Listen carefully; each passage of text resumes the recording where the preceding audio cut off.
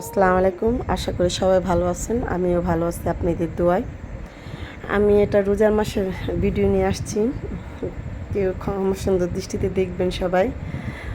বলতে পারেন যে এতদিনের ভিডিও কেন এত পরে দিলাম। আসলে আমি আর মোবাইলটা কাজ করতেছিল না, আজই কাজ করছে, তার জন্য আমি আজকে এই দুইটা ভিডিও ছাড়লাম। আমি আমার মেয়ের জামাইকে দিয়ে ঠিক করালাম যে মোবাইলটা কী সমস্যা হয়েছে দেখতে, তার জন্য ঠিক করে দিছে। পরে আমি আজকে এই দুইটা ভিডিও ছাড়ছি। আর শর্ট ভিডিও ছাড়া যায়, কিন্তু বড় ভিডিওগুলো ছাড়তে পারি না। আর যা বলছিলাম, এই তো রোজার মাসের ভিডিও। এই যে ইফতারি টাইমে আমি অনেক রকমের ভর্তা বানাইছি, তারপরে মুরগির মাংস, মাছ ভুনা। আর রোজার মাসে আমি একটা মাদ্রাসা আমার ছেলেকে ভাবছিলাম ভর্তি করাই দিব, নারায়ণগঞ্জ এই মাদ্রাসাটা। এখানে আসলাম মাদ্রাসায় ছেলেকে নিয়ে। তো মোবাইলটা ছেলের হাতে ছিল, আমরা ভিতরে যেয়ে দেখছি এটা মহিলা মাদ্রাসা, তার জন্য মোবাইলটা নেওয়া হয়নি।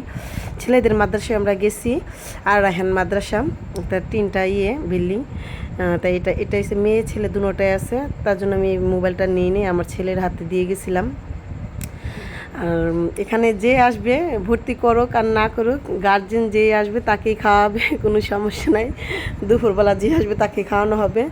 আর মাদ্রাসাটা খুব ভালো লাগছে, কিন্তু সত্যি কথা বলতে কি আমার এত টাকা দিয়ে সামর্থ্য ছিল না, তার জন্য আমি ভর্তি করিনি। এখানে অনেক টাকা লাগে।